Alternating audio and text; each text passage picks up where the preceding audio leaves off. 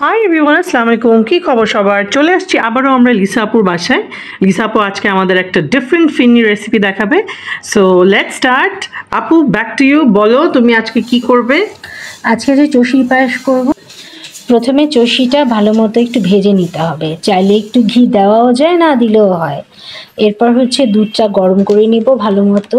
আরেকটা কাপে আমি 1 কাপ মতো গুঁড়া দুধ, 1 কাপ পানিতে ভালো মতো গুলে নিলাম, যেটা একটা ক্রিমি একটা টেস্ট আসবে পায়েসটাতে। আর মেক শিওর যে গুঁড়া দুধটা ভালো মতো গুলানো হয়, যেন লাম্প থেকে না যায়, গুঁড়া দুধ যেন রয়ে না যায়। তারপরে এই গুঁড়া দুধের মিশ্রণটা আমি যে 1 লিটার দুধ সেটাতে মিশিয়ে নিব। নিয়ে এটাকে ভালো মতো ফুটতে হবে।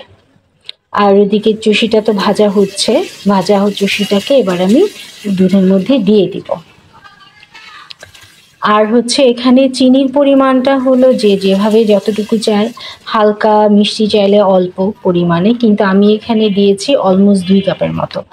1 কাপ আমি করে নিয়েছি ক্যারামেল, বাকি 1 কাপ আমি এই দুধের মধ্যে আমি দিয়ে দিয়েছি। সো এই চিনিটাকে কি এখন ক্যারামেলাইজ করবা? হ্যাঁ, এই চিনিটাকে ক্যারামেলাইজ করব। ক্যারামেলাইজেশনের সময় একটা জিনিস খেয়াল রাখতে হবে, যেন অতিরিক্ত পরিমাণে পুড়ে না যায়, তাহলে কিন্তু আবার একটু তিতা ভাব চলে আসে। লো হিটে রাখতে হবে, রাইট?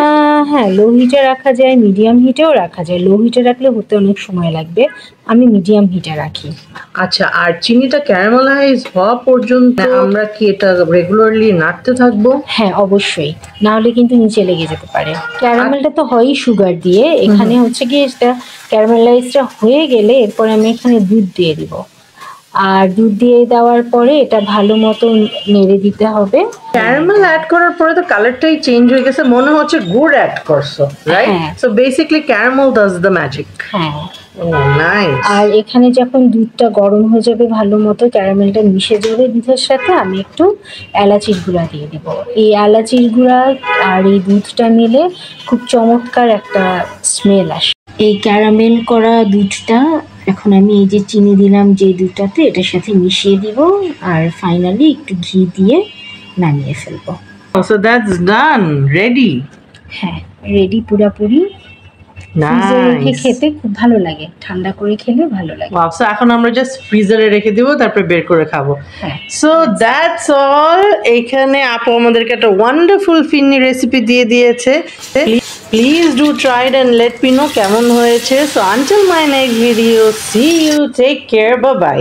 কারেকশন, এটা অ্যাকচুয়ালি চুষির পায়েস।